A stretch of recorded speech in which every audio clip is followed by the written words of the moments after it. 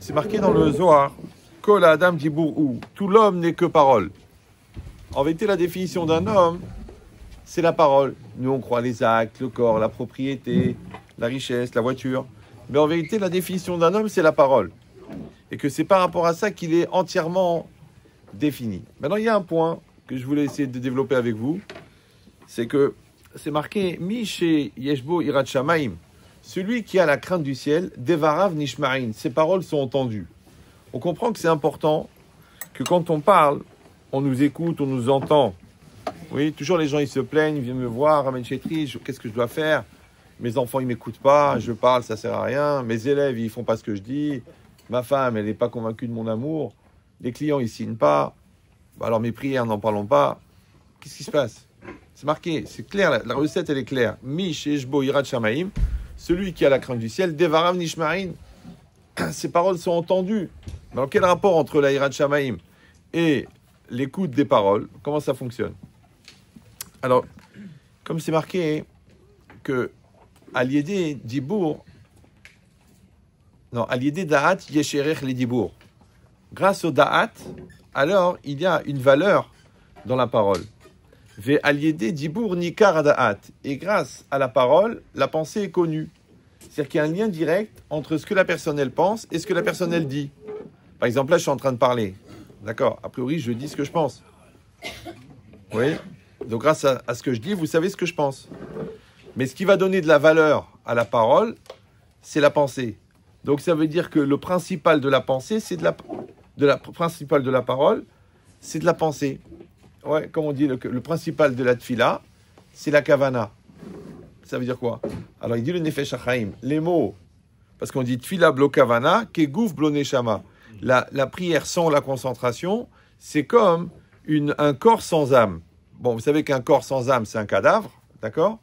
Donc, il dit le nefesh hachaim, le corps, c'est les mots, et la neshama, c'est la pensée. Donc, quand on est concentré dans la prière, ça s'appelle que la prière, elle est vivante. Quand on n'est pas concentré, elle est morte. Maintenant, c'est pas que dans la prière. Dans n'importe quelle notion, quand le Rav il fait un chiour, il a quelque chose dans la tête. C'est ça ce qui va donner la valeur. Quand un professeur, il enseigne quelque chose. Oui, vous savez, j'avais lu une fois dans un livre, il disait, un papa, il parle à son fils. Il dit, voilà mon fils, tu vas à l'école, tu écoutes le professeur. Si la première fois qu'il a parlé, tu ne comprends pas, tu lui dis qu'il répète. Si la deuxième fois qu'il a répété, tu n'as toujours pas compris, c'est que lui-même n'a pas compris. Mais c'est clair, ouais. Bon, j'ai dit ça aussi une fois en Rosh Yeshiva. Bon, il a mal pris, mais bon. Je lui ai dit, mais Rav, je lui ai dit, il faut être mehadesh quelque chose. Il faut que vous-même, vous travaillez le sujet et vous dites quelque chose de vous-même. Parce j'ai dit, vous répétez le Rav Povarsky. Bon, le shiur, il est écrit. Les élèves, bon, il y avait mes enfants dedans. Il me dit, papa, il nous dit exactement le shiur du Rav Povarsky. Donc, on n'a qu'à prendre le livre, on n'a pas besoin de lui.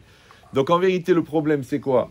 C'est que quand tu n'as pas acquis la chose pour toi, ouais, donc ta parole, elle ne contient pas, elle ne contient rien. C'est que la Gemara, elle dit que Arav chez Machalal Kevodo Machoul, c'est un Rav, il laisse passer son kavod. Genre, on ne se lève pas devant lui, on ne lui fait pas kavod. Il dit, c'est pas grave, ouais. Kevodo Machoul, son kavod, il est pardonné. Alors il dit, mais la Gemara, elle dit, mais je ne comprends pas, c'est pas son kavod à lui, c'est le kavod de la Torah. Donc c'est pas pour lui, qu'est-ce qu'il a lui? Il a un costume, une barbe, ouais. Non, c'est pour la Torah. Alors la Gemara, elle dit, Torah dilé, c'est sa Torah à lui. C'est marqué Zichru Torah de Moshe. Rappelez-vous de la Torah de Moshe. Ah, tu dis, mais la Torah de Moshe, c'est la Torah de Dieu. Oui, tu as raison. Dieu, il a donné la Torah. Après, l'homme, il étudie la Torah de toutes ses forces. Du coup, ça devient sa Torah à lui. Et quand ça devient sa Torah à lui, il peut la transmettre. Mais s'il n'a pas acquis, il fait juste un copier-coller entre le livre et sa tête et sa bouche. Du coup, le gosse, il n'a rien entendu. Vous me suivez ou non? Ça s'appelle l'impression. Impression, imprimer. Imprimer. D'accord? C'est impression. L'impression, c'est impressionne. Impressionne, c'est impressionner. C'est que si toi, tu n'es pas impressionné, tu n'as pas imprimé. Si tu n'as pas imprimé, tu ne peux pas transmettre. C'est comme si tu mets, pour imprimer, tu mets les feuilles dans l'imprimerie, la machine à imprimer, et il y a un petit écart de 1 mm entre la feuille et le rouleau. Alors ça tourne, et les feuilles, elles sortent blanches. Tu dis, mince, ça n'a pas imprimé. C'est pareil dans la vie. Des fois, tu n'imprimes pas. Ton père, il te dit un truc, tu n'imprimes pas. Après, tu fais des bêtises. Ouais. Le Rav, il te dit un truc, tu n'imprimes pas. Après, tu divorces. Ouais. Ta femme, elle te dit un truc, tu n'imprimes pas. C'est-à-dire que tu n'as pas imprimé. Pourquoi tu n'as pas imprimé? Parce que tu n'as pas été impressionné. En français, on dit prendre à cœur. En hébreu, c'est simatlev. Tu n'as pas mis ton cœur. C'est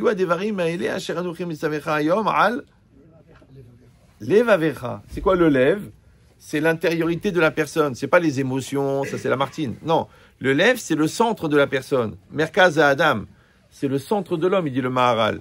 Donc c'est l'endroit profond, c'est l'intériorité, c'est la source de l'impulsion première. C'est ton moi. Ouais. Et tout ce que tu vas faire, en vérité, ça va s'imprimer dans ton cœur. Comme il dit le Yarbetz, là-bas, quand on dit « Kodvenu besefer hachaim, lemancha elokim chaim », il dit « C'est quoi le sefer ?» En haut, il y a un livre des vivants, livre des morts, et tu espères qu'il y aura ton nom marqué. Non, il dit « À sefer zenefesh adam ». Le sefer, le livre que tu espères être écrit dedans, c'est le nefesh de l'homme, c'est la personne elle-même. Ouais. Vesham nirshamim, et là-bas, ils sont imprimés, ouais. Machashavot vemaasim. Les paroles, c'est-à-dire les pensées et les actes. Ça veut dire quoi? C'est-à-dire que tout ce qu'on vit dans le réel, ça s'imprime en nous. Comme j'ai dit plusieurs fois dans les cours, c'est qu'en vérité, tout ce qu'on fait dans le conscient, c'est pour imprimer dans le subconscient. D'accord? C'est-à-dire que tu mets les téphilines tous les jours, en espérant que si Dieu veut, ils vont rentrer dans ton subconscient. C'est pour ça que quand les gens ils disent « Oh, j'ai oublié de mettre les téphilines », mais est-ce que tu es déjà venu au travail sans pantalon? J'ai perdu la tête. Bon, c'est un phénomène qui a démarré avec Louis XVI, mais tu ne peux pas venir sans. Comme le gars, il a oublié qu'il était marié. Il était à Shanghai, sa femme est Nida depuis 6 mois. Il a oublié qu'il est marié. Ah, excusez-moi, j'ai pas eu la présence d'esprit. Mais comment? Où il était ton esprit? C'est bizarre. Ouais. Mais la logique, c'est ça. C'est qu'en vérité, pour que la chose elle soit dans ton cœur, il faut d'abord qu'elle rentre dans le cœur. C'est pour ça qu'on dit Dvarim ayotsim minalev, nirnasim l'élève. Les choses qui sortent du cœur, elles rentrent dans le cœur. Mais je vous dis tout de suite, avant qu'elles sortent du cœur, il faudrait qu'elles rentrent dans le cœur. Or, si tu n'as pas imprimé, Raoudon Kolo, cousin de Marco Polo, ouais, si tu n'as pas imprimé, ça ne peut pas ressortir. Donc la question, elle est quel genre d'encre et quel genre d'acide il faut utiliser pour que ça imprime? Parce que si ça n'a pas imprimé, c'est pas Torah dilée, c'est pas sa Torah à lui. Ouais. Alors comme cette Torah qui n'est pas dilée, comment il va la diler? Dealer, la vérité. Ouais. Tu peux pas vendre une chose que tu n'as pas en stock. Une fois, j'ai un collègue, enfin un concurrent. Il est venu, mais gentiment, hein, il m'a dit, ah, je comprends pas. On parlait comme ça gentiment. Il m'a dit, écoute, j'ai 3 personnes à mon cours, dont 2 non-juifs. Et il m'a dit, je fais cours et personne ne fait teshuva. Et moi, comme un brel. La vérité, moi, je pensais que le gars, bon, il enseigne depuis 10 ans, et là, il a travaillé les midot en même temps. Je croyais que ça allait ensemble. Bon, je me suis trompé, mais je lui ai dit, mais peut-être que toi-même, il faudrait que tu fasses teshuva. J'ai mis le feu à Notre-Dame. Bon, je fais attention parce que je l'ai dit une fois, ça a pris. Donc l'idée, c'est quoi? Le mec, il dit, ouais, mais pour qui tu te prends et tu me juges et qu'est-ce que tu crois et pour qui tu te crois? J'ai rien dit. J'ai dit, écoute, si je vais chez un pharmacien, je demande une cravate. Il dit, j'en ai pas, monsieur, je suis pharmacien, je peux vous trouver d'autres moyens de tuer votre mari, mais j'ai pas de cravate. J'ai pas en stock. Donc, si moi, j'ai pas en stock, moi, par exemple, j'ai plein de sujets que je pourrais aborder, je les ai étudiés et tout, mais comme je les ai pas encore mis en application, je les enseigne pas, ça sert à rien. Je vais faire quoi? Je vais faire un copier-coller du Raphaël Vital au gars qui mange pas cachère, ça sert à rien. D'abord, moi, j'imprime, et après, je déprime, enfin, je transmets. D'accord? L'idée, c'est ça. C'est cette logique-là que toi, tu t'imprègnes, et après, tu transmets. Alors, je dis, toi, si tu vois que les gens font pas tes chouvas, c'est que tu l'as pas en stock. Il a mal pris. Ouais.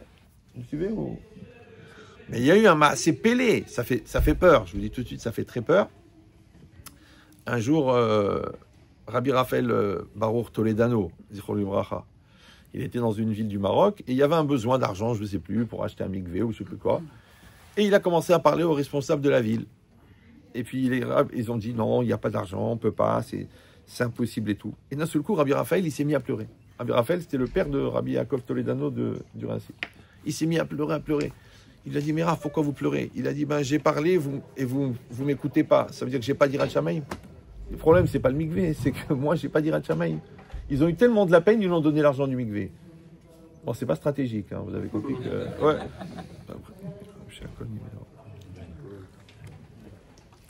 Shalom Rav.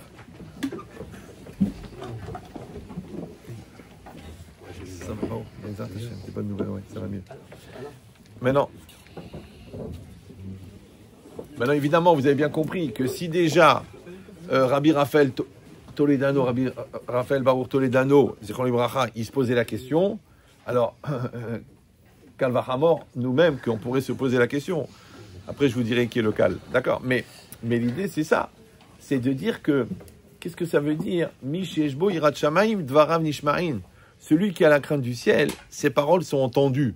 Ouais. Et tous les jours, encore une fois, on est confronté parce qu'on va dire, non, ça c'est pour les tzadikim, c'est pour les rabbanim. Non, chacun, t'es un père de famille. Tu vois que tes enfants, ils t'écoutent pas. C'est pas possible, j'arrête pas de répéter. Demande au chat qu'est-ce qu'il en pense. D'accord? Mais l'idée, c'est ça. C'est que toi, tu parles, d'accord? Tu parles à ta femme, tu parles à ton client, tu parles... Et ça passe pas. Pourquoi? C'est écrit clairement. Misheshbo Irat Shamaim Dvarav Nishmarin. Tu crois que c'est que dans la Torah? C'est dans tout. Parce qu'en vérité, c'est quoi? C'est le RR du Dibour. C'est la parole, c'est la force que tu as donnée à ta parole. Est-ce que ta parole, elle a un impact ou non? Mais alors, qu'est-ce que c'est la parole? La parole, c'est une balle. Vous prenez une balle. Ouais. C'est comment ça fonctionne une balle? Vous avez un récipient avec de la poudre à l'intérieur. Ouais. Et une balle qui va partir. Ça s'appelle une cartouche. D'accord? Ouais. Donc maintenant, quand vous mettez la cartouche dans le fusil, elle prend un coup à l'arrière, le percuteur, il fait une étincelle, ça met le feu à la poudre. La poudre, elle prend feu. Quand elle prend feu, elle explose. Quand elle explose, elle dégage un gaz. Et ce gaz, il va expulser la balle. Maintenant, imagine la parole, c'est la balle. D'accord? Et le véhicule de la parole, en vérité, c'est la neshama. C'est une énergie infinie. Quand tu vas parler, en vérité, qu'est-ce que tu fais? Tu fais du bruit avec la bouche. C'est ça la parole. C'est quoi la parole? La parole, c'est le son produit par la vibration, elle-même produite par le frottement du souffle sur les cordes vocales. C'est au niveau médical, physiologique, c'est ça la parole. D'accord? Donc il y a les cordes vocales. C'est pour ça que les gens qui ont un cancer de la gorge, ils n'arrivent plus à parler. Parce que le souffle ne produit pas. Donc imagine maintenant la boîte de résonance, c'est la bouche. La corde, c'est la corde vocale. Et le souffle, ouais, c'est le souffle qui passe sur la corde vocale. Maintenant, le souffle, c'est quoi? C'est la neshima en hébreu. Et la neshima, c'est les mêmes lettres que la neshama. Maintenant, quand toi, tu parles, en vérité, tu produis un souffle. Alors, il y a un sefer qui s'appelle Ber Moshe. C'est un pirouge sur le Chumash. Et là-bas, il expliquait dans Parashat Nasso sur les Nedarim, il explique que la parole, en vérité, elle est faite à 99% de souffle. Ça va? Et le souffle, c'est la neshima. Maintenant, bizarrement, on dit aussi que Aratson Nover me Aneshama. La volonté vient de l'âme. Ça veut dire quoi? Ça veut dire que la Neshama, elle produit une énergie extrêmement puissante. Cette énergie, ensuite, quand elle est récupérée par le Nefesh, ouais, elle s'appelle Ratson. C'est-à-dire qu'avant, elle ne s'appelle pas Ratson. Elle s'appelle énergie. C'est bon? Maintenant, cette énergie-là, ensuite, le jeu, il va décider de la mettre dans l'acte, et là, il va s'appeler la détermination. Il va la mettre dans son corps, cette énergie va s'appeler la motivation. Il va la mettre dans sa tête, dans sa pensée, va s'appeler la concentration. Il va la mettre dans les hautes sphères de sa pensée, ça va s'appeler la méditation. Il va les mettre dans sa parole, ça va s'appeler la conviction. Donc vous avez compris que tout ce qu'on fait, tout ce qu'on pense, tout ce qu'on dit, c'est véhiculé par une énergie qui vient de l'âme. Ça va? Maintenant, la force, c'est que le jeu, il a le pouvoir d'utiliser cette énergie pour lui donner une orientation, ça s'appelle le libre arbitre, et une connotation, ça s'appelle la personnalité. Donc c'est comme si j'ai une rivière qui passe devant moi, elle est pure, elle vient de la source, et moi, je mets du colorant dedans. Maintenant, le colorant, il est 0,0001%, l'eau, elle est quand même rouge pour la suite, et moi, j'ai mis le colorant. Donc, qu'est-ce que je suis, moi? Je suis celui qui met le colorant. Le colorant s'appelle la personnalité, et les pierres et les cailloux pour orienter la rivière s'appellent le libre arbitre. Donc en vérité, un homme, c'est quoi? C'est une connotation et une orientation personnelle qui est mise dans une énergie divine qui le traverse. Ça va? Il faut bien digérer parce qu'il y a toute la philosophie dans cette phrase. D'accord? C'est ça l'homme. C'est ça. Tout l'homme, c'est ça. Ça n'est qu'une connotation et une orientation mise dans une énergie divine qui traverse l'homme. D'accord? Maintenant, si l'énergie qui vient de la Neshama est comme la Neshama, et que la Neshama est infinie, donc l'énergie qui sort de la Neshama, elle est infinie, donc la volonté, elle est infinie. Maintenant, quand elle est prise en charge par le jeu, on dit en français « je veux », ouais, mais en vérité, si tu réfléchis, le jeu, il est humain, mais le vœu, il est divin. Oui, non? Encore une fois, il est divin dans sa nature. Il n'est pas divin dans son orientation. Parce que s'il est divin dans son orientation, donc on est des robots. C'est bon? Voilà. Donc maintenant, si je dis que la parole, elle est faite de souffle, et que la Neshama, elle produit la volonté, donc automatiquement, il y a une transitivité entre le souffle, la Neshama et la volonté. Ça va toujours? Donc c'est normal que si je maîtrise le souffle, je maîtrise la volonté. C'est pour ça que les femmes enceintes, on leur apprend à respirer. Les chanteurs, on leur apprend à respirer. Les décideurs, on leur apprend à respirer. Quand tu parles avec quelqu'un, il faut savoir que quand tu inspires, tu prends des forces. Mais quand tu expires, tu perds des forces. Ouais. Dans la musculation, quand tu fais l'effort, tu inspires parce que tu charges en oxygène ton muscle. D'accord? Quand tu expires, tu perds des forces. C'est pareil, quand tu parles à quelqu'un, par exemple, je vous donne un truc. Tu parles à un client, donc quand tu lui parles, tu écoutes son souffle. Donc il fait... Mais au moment où tu dois donner l'élément le plus critique, qui est le prix du produit, il faut toujours que tu lui donnes le prix au moment de l'expiration. Parce qu'il est en bout de souffle, donc il est faible, donc il va accepter. C'est-à-dire, il te dit, vous m'avez coupé le souffle. Tu veux demander une augmentation, tu veux demander la main de ta femme à ton beau-père, attends qu'il soit en expiration. Parce que expiration, expirer, c'est la fin.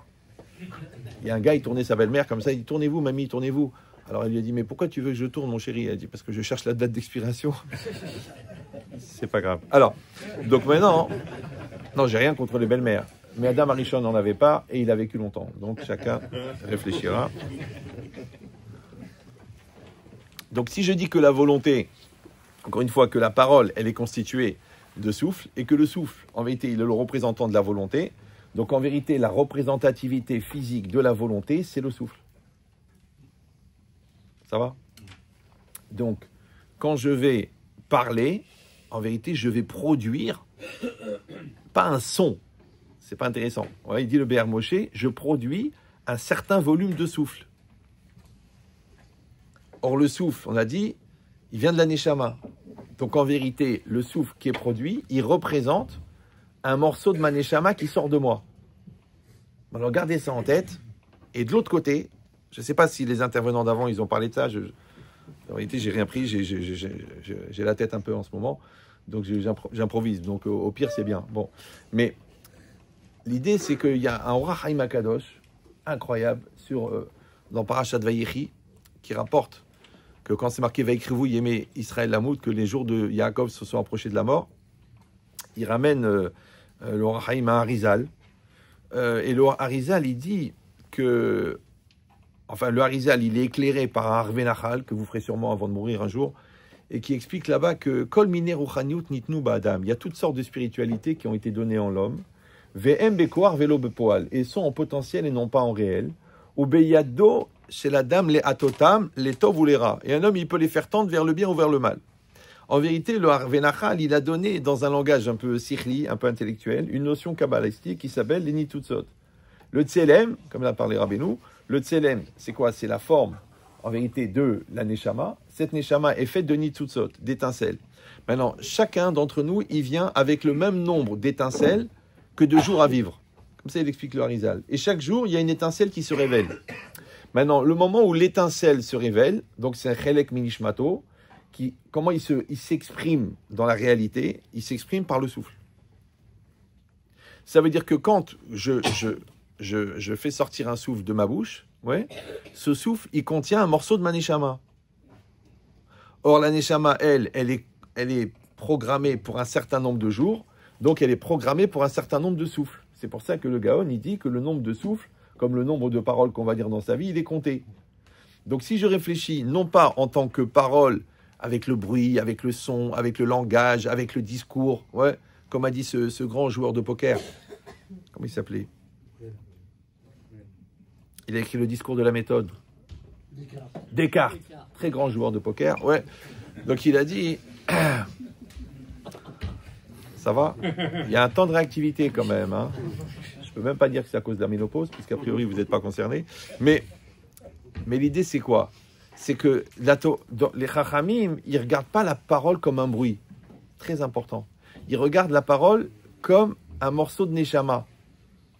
Vous me suivez ou là? Ça veut dire que c'est comme si tu regardes, tu prends un dentifrice par exemple.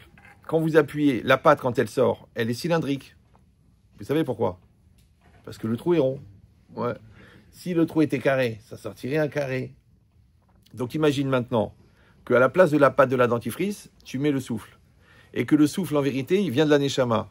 Et que ce qu'on appelle l'articulation, la prononciation, ce n'est que la forme que tu vas donner au souffle par le biais de la langue, des dents, des mâchoires. Vous le suivez ou non? Et cette forme, c'est comme si j'ai programmé une carte. D'accord? À l'époque, dans les ordinateurs, il y avait des cartes avec des trous. Ouais.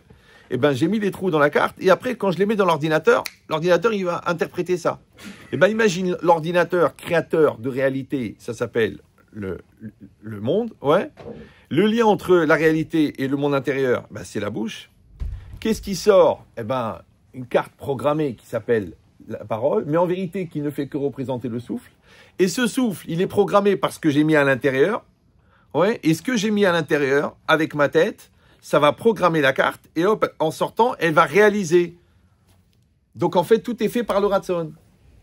Ça, c'est marqué Kol Adam, Dibourou, mais c'est marqué Bederer Sherodse Lalechet Ba Molichinoto. En vérité, c'est le Ratson qui produit la réalité. Maintenant, cette réalité, elle est produite par la parole. C'est pour ça que c'est marqué Achef Picha Ve'amaleu. Mais l'illusion d'optique, c'est de croire que parce que j'ai prononcé des mots, alors ça a provoqué un changement dans la réalité. Non, c'est à cause du souffle qui est sorti. Ça va? Seulement que le souffle, il est programmé par la pensée que j'avais, que j'ai dite, que j'ai exprimée. Donc ça veut dire sortez de la notion de culture, d'information, de transmission, de communication. Ouais. Non, dans la Torah, encore une fois, c'est que le souffle. Le souffle qui est chargé en intention. Cette intention, c'est elle qui va provoquer. C'est pour ça que si je ne dis pas ce que je pense, mais ouais, donc je dis quelque chose, mais je ne le pense pas. Bizarrement, ça n'a pas d'effet. Pourquoi? Parce que j'ai fait du bruit. Maintenant, le pot d'échappement aussi, il s'exprime. Essaye d'analyser les problématiques existentielles d'un pot d'échappement, qui est régulier. Hein. Tu dis, mais c'est un pot d'échappement. Ben, il y a des gens, c'est des pots d'échappement. Ils font du bruit, mais tu n'entends rien. Des fois, c'est vrai, des fois, tu écoutes un discours, ouais, Rabbi Shalom. Tu dis, quand est-ce qu'il va commencer à parler, le mec? Alors qu'il n'arrête pas de parler, mais tu dis, mais il dit rien. Moi, quand j'étais jeune, je me suis entraîné à parler pour ne rien dire, pour être capable ensuite de parler pour quelque chose. Vous allez dire, mais ça n'a pas d'intérêt. Mais si, parce que c'est là que tu sais si tu parles pour rien ou tu parles pour quelque chose. Oui, bon, ça a l'air un peu abstrait pour vous, parce que vous n'avez pas lu Kafka, mais c'est comme Kafka, mais sans le F. C'est pas grave. Il y a un temps de réactivité. Hein. J'ai besoin de blagues pour savoir si vous suivez. Parce que si vous cliquez pas aux blagues, Hidushim, j'ose même pas imaginer que vous avez fait semblant de comprendre. D'accord? Non, parce que le rythme, il est un peu rapide. Là. Mais l'idée, c'est quoi? C'est que quand quelqu'un parle, en vérité, c'est une opportunité de charger un souffle de Neshama avec une kavana.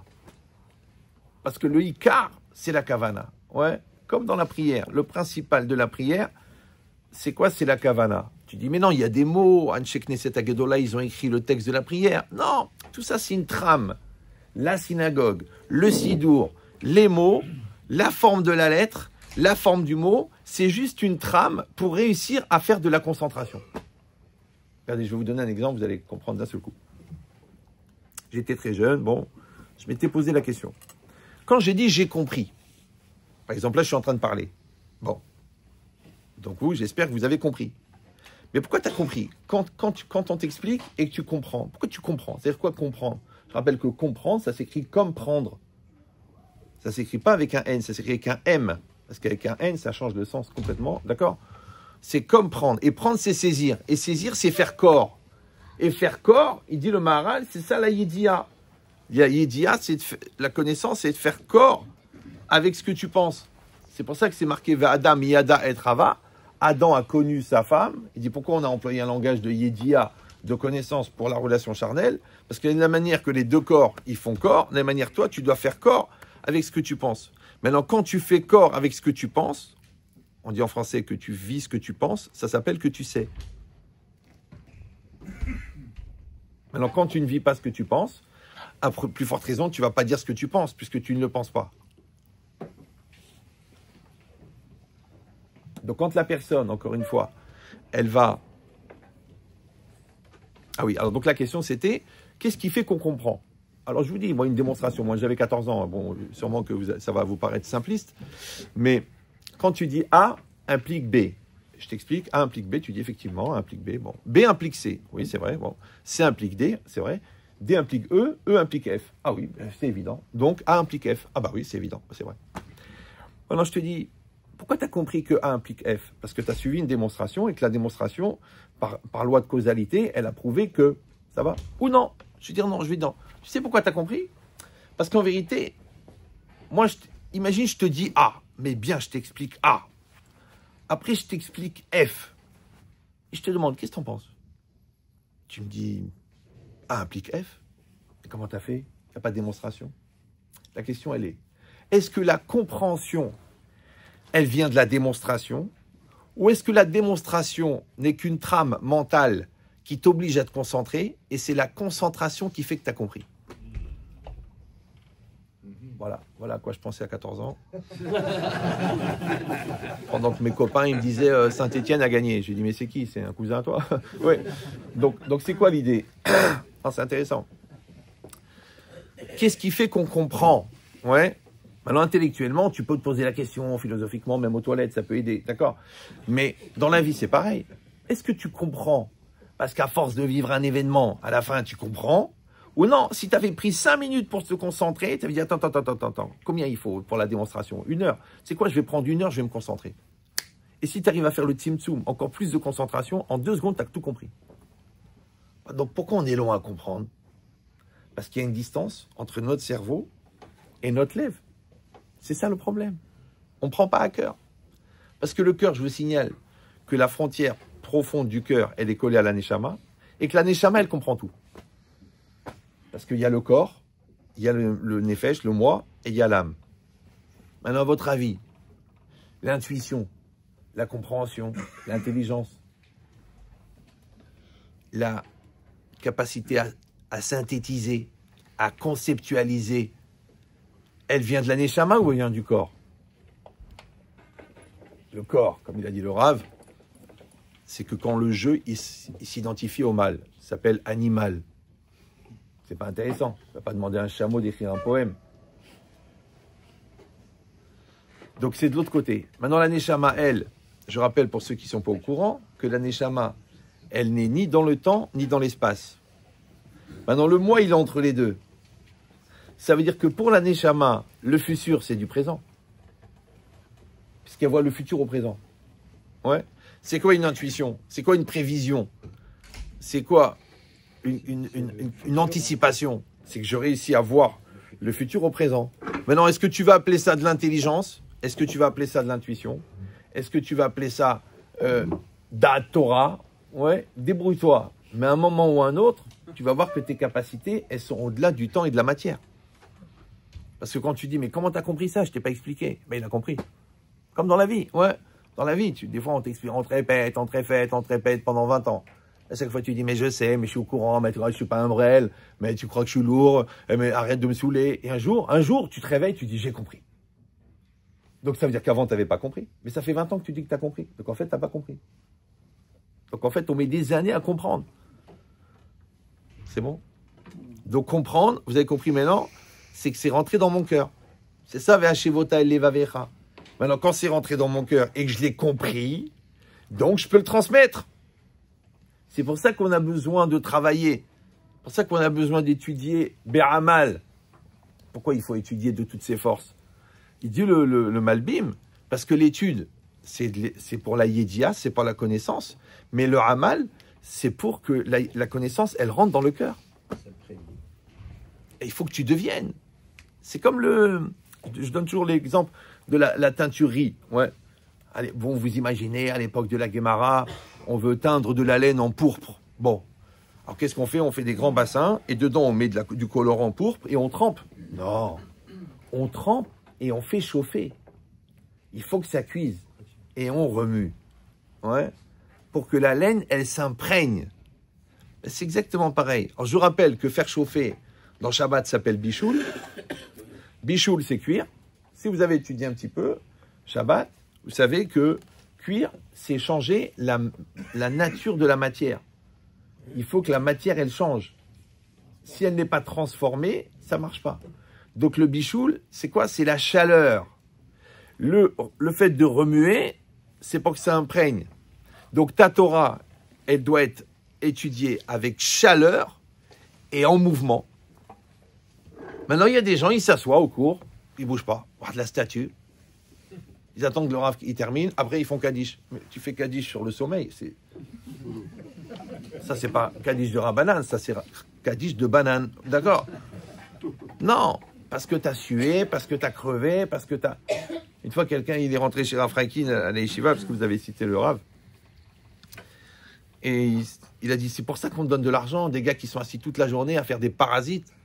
Le Rav il a dit, ah bon? Il a dit, toi, demain tu viens à 9h, jusqu'à 1h, tu restes ici, tu vas étudier avec celui-là. Bon, le gars, il ne s'est pas étudié là, il a étudié pendant 4 heures. Il est venu le Rav à la fin, il a dit, je vais mourir, je suis épuisé. Il dit, tu vois, eux, ils font ça 8 heures par jour et tous les jours. Et tu as compris que c'est fatigant. C'est fatigant. Alors, c'est vrai que si tu restes comme ça, tranquille, tu tournes les pages juste pour t'aérer les yeux parce que c'est marqué V'aer enenu betoratecha. Ouais. Donc, c'est sûr que ça ne sert à rien. Mais si tu étudies de toutes tes forces, c'est fatigant. D'accord? Maintenant, normalement, on devrait étudier de toutes nos forces. Écoutez bien. On devrait prier de toutes nos forces, on devrait parler de toutes nos forces, on devrait éduquer de toutes nos forces. C'est ça, Kolatzmotai Tomarna. Ça veut dire que quand tu es dans cette dimension, c'est pas qu'on veut te dire, oui, il faut faire mes sirout nefesh, il faut... Non, en fait, j'attendais que le Rav le dise, Vedi Bartabam. C'est ça. Ça veut dire que, en vérité, c'est pas simplement qu'il faut parler de la Torah, il faut pas parler des bêtises. Mais non, Dvarim Betelim. Ça veut dire Dvarim Betelim. C'est des paroles vaines. Maintenant, d'où ils sortent les paroles? De la bouche. La bouche. Et la bouche en hébreu, c'est P. Et P, c'est 85. Et 85, c'est la Mila. Comme ça, il dit le Ben Ishraï. Maintenant, bizarrement, là, il y a un P, là, il y a un P. Et ces deux-là, ils sont liés. Maintenant, ce P-là, il doit sortir la parole. Ce P-là, il sort le Zera. Tu vas dire, mais ça n'a rien à voir. Mais si, puisque le principal de la parole, c'est de la Mahashava. On a dit que Yesh Erech les Dibour Ali Dedat. Et le principal du Zera, il dit le Ramban, c'est de la Mahashava. Donc en vérité, en haut, il y a Dvarim Betelim, tu parles pour rien. Et en bas, il y a Zera Levatala. C'est la même chose. Et tu verras que les gens qui parlent pour rien, ils ont toujours un problème avec Zera Levatala. Voilà. Bon, je sais que c'est un peu fort, mais c'est rien à côté de ce que je vais vous dire après. Ah bah oui, hein. Qui peut le mieux, peut le pire, c'est connu. À Botaï, on n'a qu'une vie. Vous le savez ça? Premièrement. Deuxièmement, on est tous atteints d'une maladie très grave. C'est qu'on va tous mourir. Tous. Même celui qui est arrivé toute sa vie en retard, ce jour-là, il va venir à l'heure. C'est comme ça. Chacun, il a sa date, comme disait le président égyptien. Ouais. Donc par rapport à ça, puisqu'on a un certain nombre de souffles à dire, ça vaut la peine de les utiliser pour quelque chose de valeur. Mais encore une fois, le souffle, c'est un véhicule, d'accord? C'est un wagon. Tu peux mettre rien dedans. C'est ça, Dvarim Betelim. Tu peux mettre quelque chose dedans. Tu peux faire une bracha à ton fils. Tu peux prier pour un truc. Tu peux dire un Teilim. Tu peux louer Hachem. Ouais. Tu peux rien. Tu fais rien. Genre, le football, le Trump, truc. Macron. Vous avez compris ou non? Mais ça veut dire quoi? Ça veut dire que si on peut créer des paroles vides, zéler ou matzé, alors on peut créer des paroles pleines. On sait que le tzaddik, il ne parle pas beaucoup. Et mort me'at, ve'ase arbe. Parce qu'il a une parole qui est concentrée, qui est riche, qui est forte. Mais encore une fois, c'est quoi le niveau de la concentration de la parole? Ouais. Par exemple, là, je suis en train de parler. Ok. Maintenant, je ne suis pas tellement concentré sur ce que je dis, parce que les mots, ils sortent tout seuls, j'ai une certaine expérience. Je suis concentré ici, là. Est-ce qu'au niveau du ventre, ça sert? Si ça sert, je sais que je suis en train de vous dire quelque chose de valeur. Ouais. Parce que moi, j'ai l'habitude, je peux parler en dormant. Ouais. Mais si je parle en dormant, je sens qu'il ne se passe rien. Si je parle de là, je sais que ça va bouger là-bas. Et peut-être encore plus, jusqu'à là-bas. L'idée, c'est ça. C'est qu'il faut fabriquer, d'accord, cette Torah imprégnée. C'est pour ça que quand les gens ils me disent, oui, j'aimerais bien faire conférencier, comme ça, j'évite de payer le séjour à Pessah. Je lui dis, mais... t'as étudié combien d'années? Il me dit, bah, j'ai fait tchouva l'année dernière, mais je lis régulièrement Actuj. Je dis, si tu n'as pas étudié 15 ans, mais vraiment sérieux, hein, encore une fois, pas juste pour tourner les pages et toucher ton salaire. Si tu n'as pas étudié 15 ans, tu peux faire une mitzvah, vraiment accessible à n'importe quel niveau. Ferme-la. Ferme-la. Ben oui, parce qu'encore une fois, ce que tu vas produire, c'est ce que tu contiens. Et ce que tu contiens, c'est ce que tu es. Dans la transmission, on ne transmet pas ce qu'on a, on transmet ce qu'on est. Donc on a intérêt à être, et pour être, il faut devenir. Maintenant, toute la avoda, c'est de devenir. Quand tu es devenu, ça passe. Voilà la preuve. Moi, j'étais choqué. Bon, parce que j'ai un peu réfléchi dans ma vie.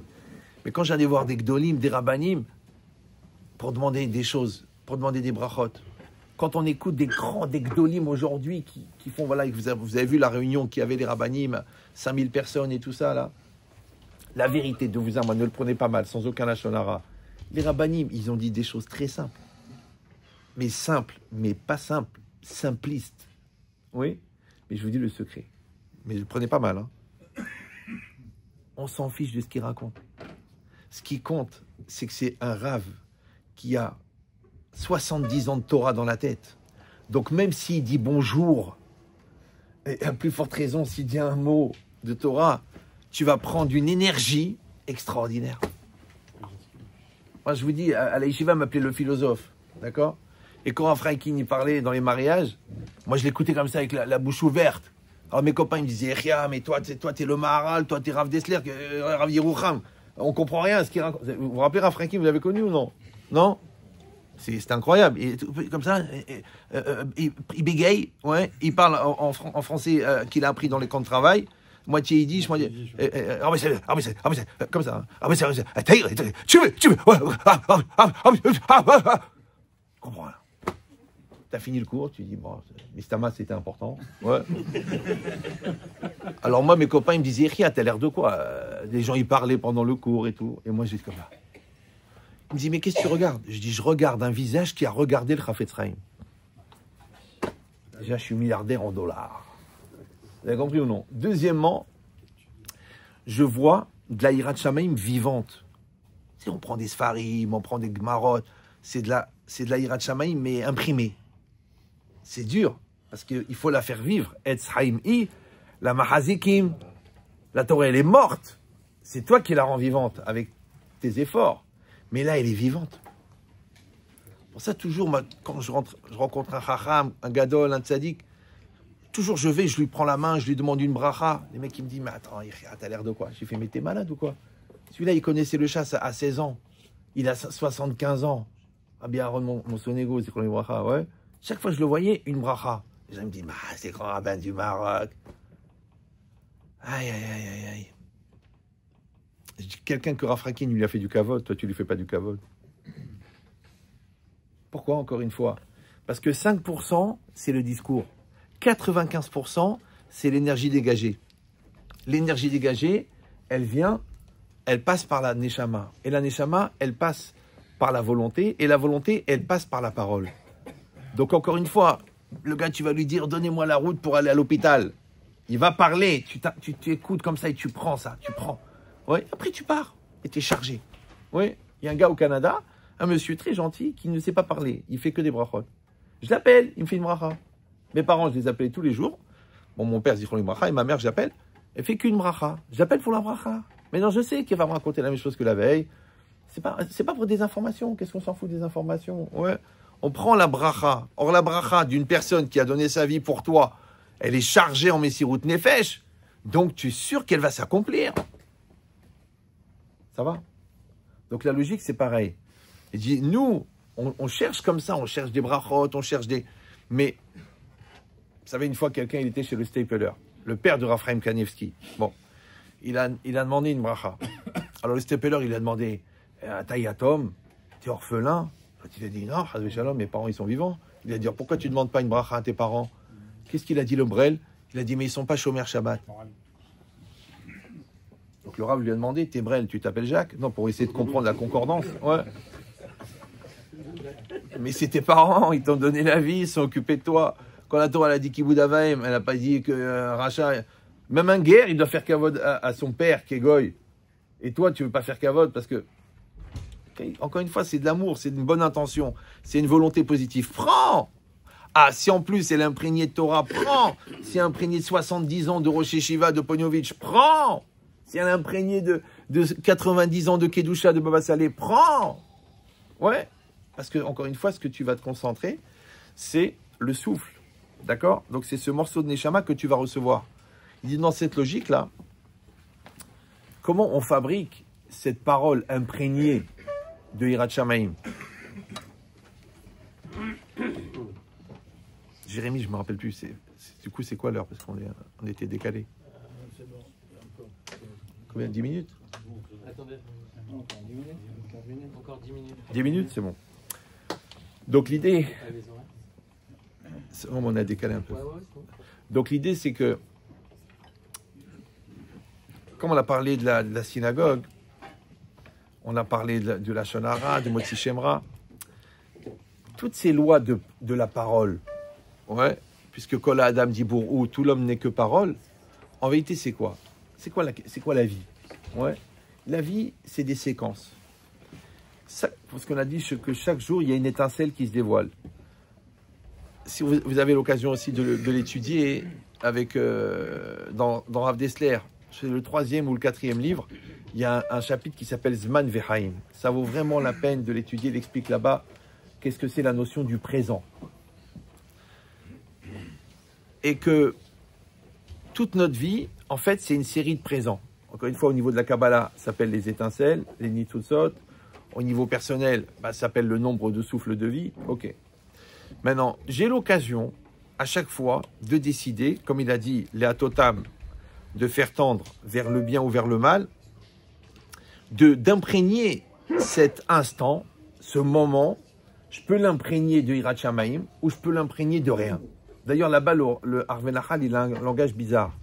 Il dit Immate et achelek azé minishmato letov, alors Boré misé malach kadosh. Il crée par cela un ange saint qui va partir ensuite au ciel et qui va constituer une partie de son lamaba.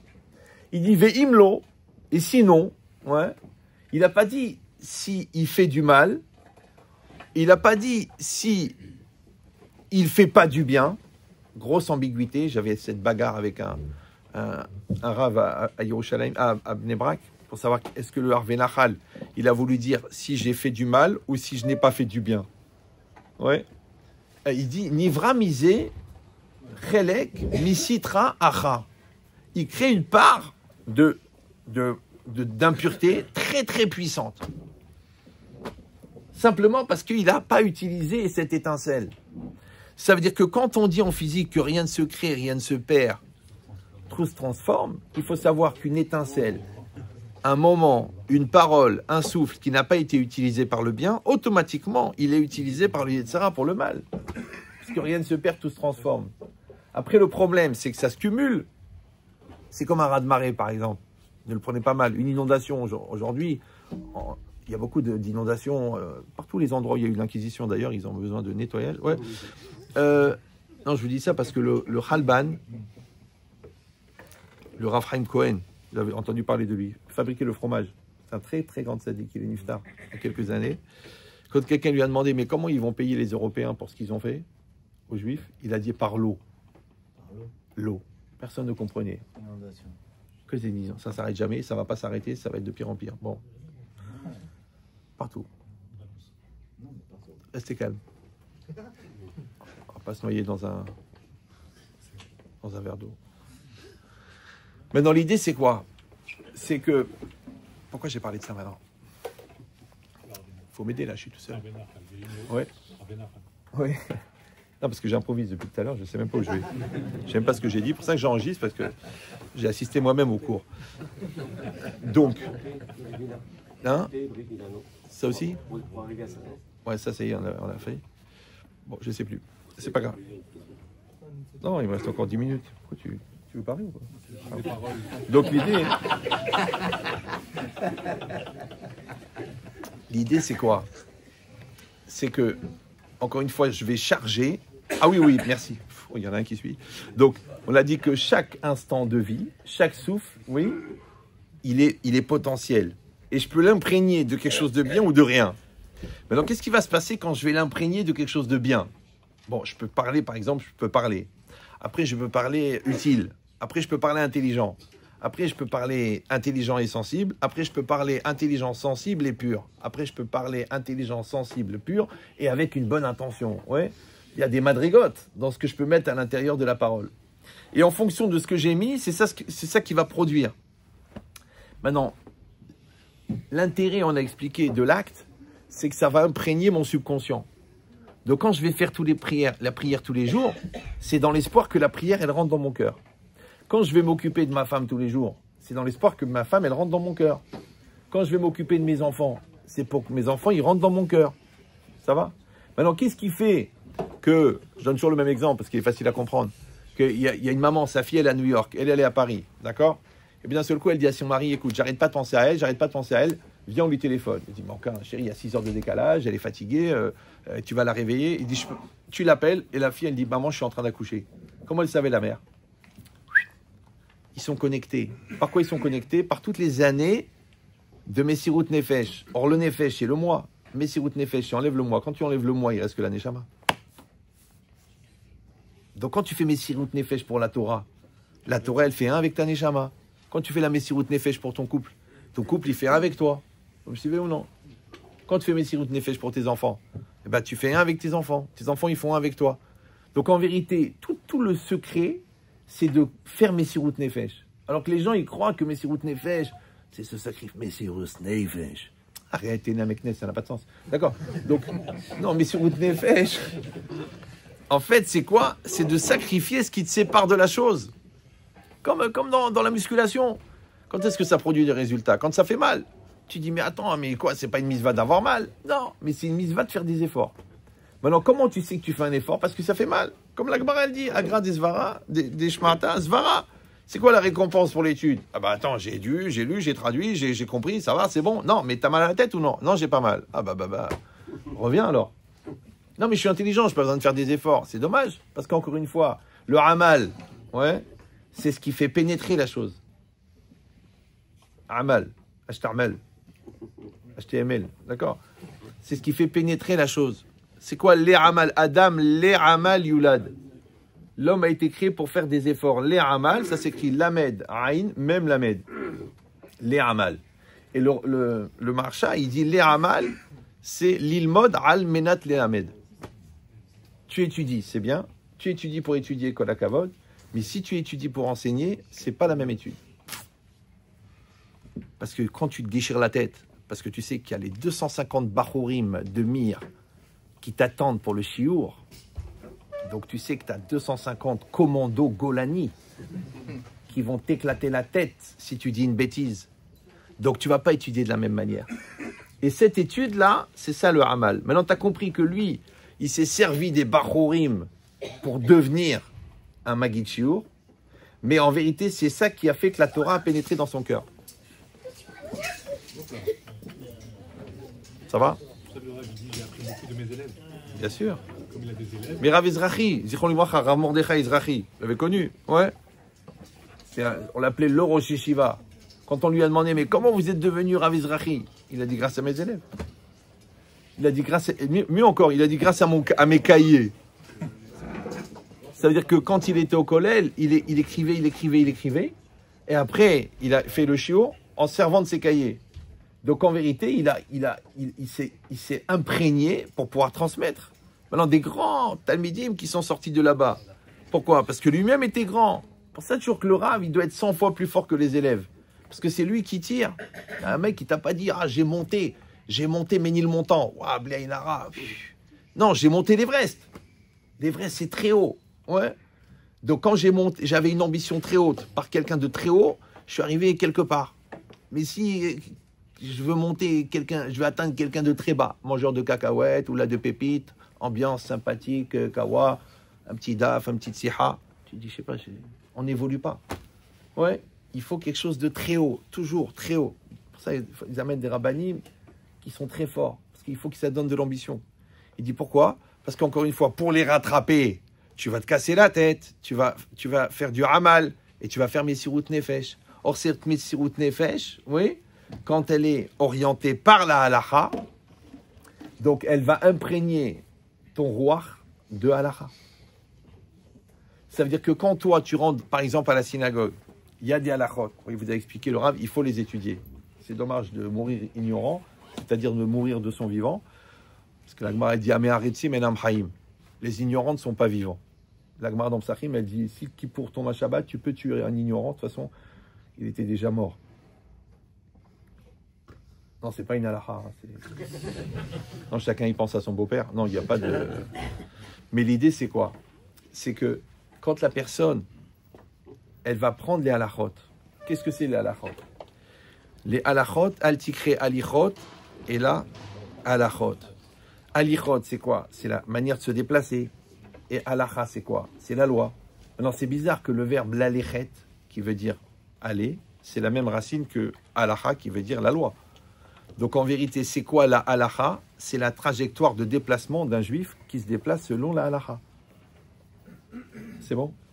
Maintenant, Adam Oler, l'homme, il est en mouvement. Qu'est-ce qui fait le mouvement? C'est la volonté. Donc la halacha, c'est la connotation que tu vas mettre dans la volonté. Donc maintenant, tu es dans une synagogue. Qu'est-ce que tu crois, toi? Qu'il y a des interdits et des obligations? Non, il y a des opportunités de mettre de la crainte dans ton acte, dans ton temps, dans ton heure.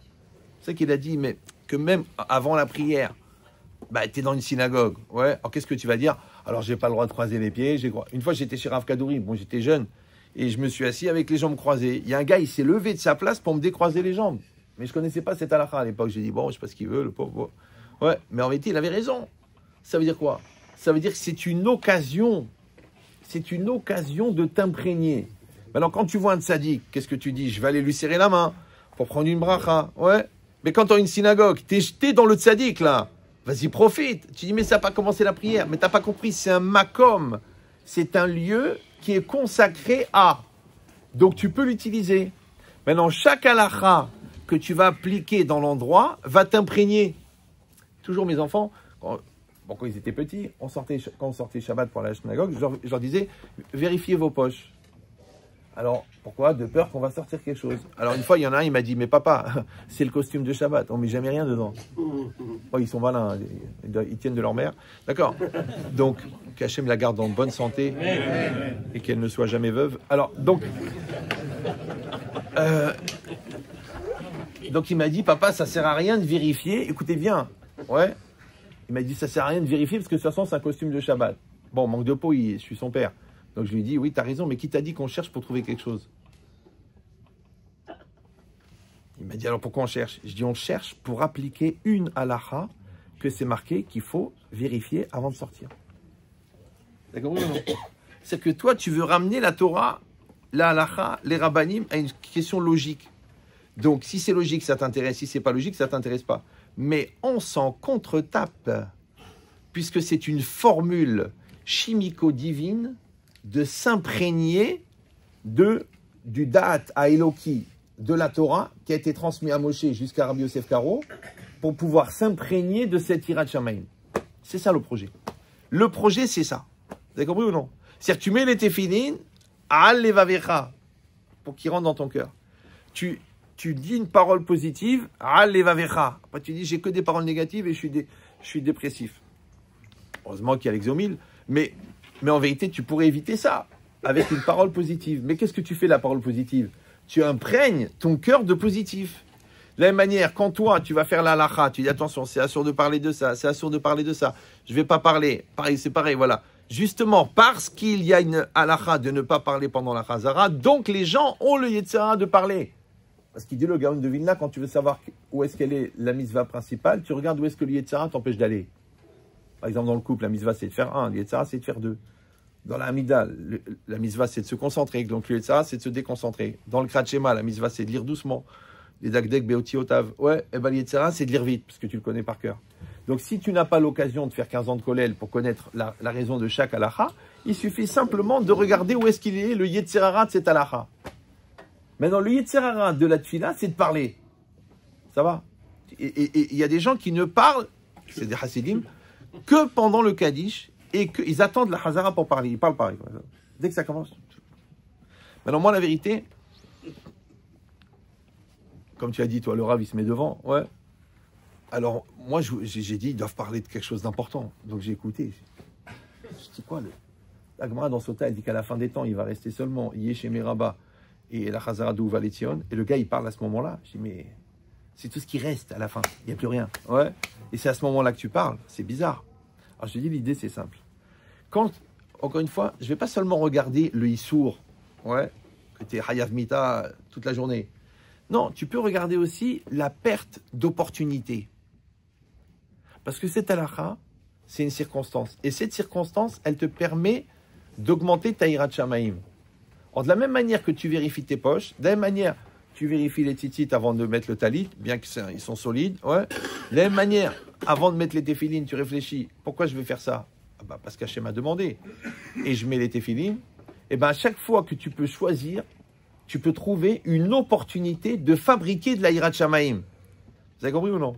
Et ça, c'est quoi? C'est que tu vas donner, encore une fois, dans ce chelek de la neshama, un ta'am, un goût. De quoi? Un goût de hirat shamaim. Maintenant, encore une fois, tu ne pourras pas. Donc, quand tu le fais, c'est pour t'en imprégner. Tu as peur. Oui. Khuf. Tu as peur. Comme tu as peur, ça s'imprègne. Parce que la peur, c'est l'acide qui fait pénétrer l'encre à l'intérieur du claf. Comme a dit la Gemara dans Gittin. Ouais. Donc, si toi, tu n'as pas peur, ça glisse sur le claf, ça sort de toi. Mais toi, tu veux que ça s'imprègne. Maintenant que ça s'est imprégné chez toi, ouais, tu vas le dire à tes élèves. Ils vont l'entendre. Parce que Dvarim Ayotzim, d'abord Dvarim Anirnasim, tu vas le dire à tes enfants. Ils vont t'écouter. Tu vas le dire à ta femme. Elle va te croire. Tu vas le dire à tes clients. Ils vont avoir confiance. Maintenant, si toi, Béhémet, tu veux le bien du client, et Béhémet, tu as bien choisi le produit, et Béhémet, tu garantis la qualité, le gars, il est convaincu. Maintenant, convaincu, convaincant. Toi, tu es convaincant, lui, il est convaincu. Mais si toi-même, tu sais que c'est pourri, et tu espères qu'il va tomber dans le panneau, parce que tu as des énergies renouvelables, ouais. Donc, après, tu dis, bon, grâce à Dieu, j'ai pris 30 000. Ok, mais après, tu vois, l'autre, il a une maladie, l'autre, la voiture, elle a été fracassée avant que tu l'assures. Un jour, tu vas réfléchir que tu vas voir qu'il n'y a pas de bracha. Pourquoi? Encore une fois, la vie, elle va passer. Mais est-ce qu'elle a été remplie de hirat shamaim ou non? C'est pour ça que comme les secondes, les minutes, les circonstances sont comptées, encore une fois, c'est pas seulement pour l'interdit de gaspiller ces moments-là, que ça s'appelle Zera Levatala, ouais. C'est aussi pour l'opportunité de fabriquer avec ça des tzadikim. Vous savez qu'à chaque fois qu'on va avec notre femme, si on y va les Shem Shamaim, cette semence, elle va au Lamaba, vous êtes au courant. Parmi nos descendants, c'est peut-être les seuls qui vont y aller, donc il faut en profiter. C'est-à-dire que quand on va arriver là-haut, on va être accueilli à 120 ans par des milliers d'anges qui sont en vérité tout le Zera qu'on a été les Shem Shamaim avec notre femme, qui lui va au Lamaba. Ouais. Maintenant, puisque la parole, c'est comme le Zera, ouais, donc chaque parole, chaque acte, chaque geste qu'on a fait les Shem Shamaim, et c'est quoi les Shem Shamaim? Je crois les Shem Shamaim, mais il n'y a personne qui fait les Shem Shamaim. Même Baba Salih, il n'a pas trouvé quelqu'un avec qui étudier parce qu'il a dit il n'y a personne dans le monde qui étudie les Shem Shamaim. Ouais. Non, les Shem Shamaim, ça veut dire les Shem Halacha. On n'a pas le niveau, mais on peut faire la gestuelle. T'as une halakha, on t'a dit voilà, il faut mettre les téphilines comme ça, mets-les. Tu dis non, moi j'ai une autre manière, tu les mets là, le spéléologue. On te dit qu'il faut les mettre là, tu les mets là. Oui, mais mon grand-père, mon arrière-grand-père à Oran, ben, c'est 5 générations qui ratent la mitzvah. D'accord? On te dit que c'est pas cachère, ne mange pas. Oui, mais c'est cher. Dans cachère, il y a cher. Ouais. Des fois, c'est hyper cher. D'accord? Mais l'idée, c'est ça. Ça veut dire quoi? Tu dis, moi, je m'en fous. Moi, j'ai dit, je dois manger cachère, je mange cachère. Le bon Dieu, quoi? Il va m'envoyer l'argent pour payer plus cher. C'est pas grave. Ouais. Donc, c'est quoi l'idée? C'est que les circonstances, encore une fois, il faut les regarder comme des opportunités. Quand chaque opportunité, comme ta femme, chaque mot que tu dis un mot gentil, tu dis que tu l'aimes, tu dis qu'elle est belle, tu dis qu'elle est heureuse, mais tu ne fais qu'améliorer la situation. Une fois, j'ai dit à un gars qu'est-ce qu'il fallait dire à sa femme, il m'a dit oui, mais Rav, elle va être trop heureuse. Jusqu'à aujourd'hui, j'ai 63 ans, je n'ai pas compris ce qu'il voulait dire le mec. Moi, je sais pas, peut-être il a pété, je sais pas s'il a parlé. Mais l'idée, c'est ça. C'est qu'on doit être capable de comprendre que chaque pierre que tu vas rajouter dans ta maison, tu vas agrandir la maison. Et chaque mot que tu vas dire à la personne que tu aimes, tu vas améliorer la relation. Parce que communication, commun comme un. Chaque mot que tu vas dire à ton fils, il va partir, ça va lui donner des forces pour traverser la banquise de la vie. Ouais. Et chaque conviction que tu vas mettre dans ton travail avec ton client, et chaque concentration que tu vas mettre dans ton limoud, si déjà tu étudies, je vois les gens, ils prennent mi-temps, c'est beaucoup mi-temps, ouais. Mais si mi-temps, une demi-heure au café, une demi-heure à discuter, une demi-heure à traîner, une demi-heure où tu as acheté ta voiture, c'est haval. C'est vraiment haval, parce qu'encore une fois, la parole de sainteté, elle donne des outils, mais la parole vaine, elle détruit. Donc tu dis, j'étudie 3 heures. Moi, je me rappelle au collège, on était des fous. Nous, on était des fous. La vérité, on était des fous. Quand un gars, il venait, il disait, j'ai un problème de machine à laver. Je dis, viens. On sortait du Beth Midrash. Je dis, c'est quoi le problème de machine à laver? Il dit, non, mais je voulais. Il dit, on parle pas de ça au Beth Midrash. Kadosh. Le Beth Midrash, Kadosh. Du coup, ça met une atmosphère dans le Beth Midrash. Ouais. Ça, c'est pareil, le mec, il vient te parler pendant la prière. Pendant la Kratora. Très, très grave. Ouais. Rafrim Kanevski dit, celui qui n'a pas d'enfant, il ne faut pas qu'il parle pendant la Kratora, même entre les montées. Les gens, ils parlent, après, problème de stérilité. On t'a dit, ferme-la. Je sais pas, c'est facile à comprendre. Ah, mais j'arrive pas. C'est plus fort que moi. Prends un Sefer, prends un livre, achète du scotch. Je sais pas, il faut trouver une solution. Donc, vous avez compris qu'en vérité, l'application de la halacha, de toutes les halachot de la parole, elles vont développer la Hirat Shamaim. Et la Hirat Shamaim, elle va donner cette connotation profonde à ma personne. Et ma personne, elle va donner cette connotation à ma parole. Et ma parole, elle aura de l'impact. Donc pour nous tous qui rêvons que nos paroles, que nos prières soient entendues, que nos enfants nous écoutent, que nos femmes soient épanouies, que nos clients signent, que nos patrons soient contents, ouais, il faut simplement mettre la Hirat Shamaim et vous avez maintenant la technicité pour imprégner la parole de la Hirat Shamaim, donc la volonté. Hazak.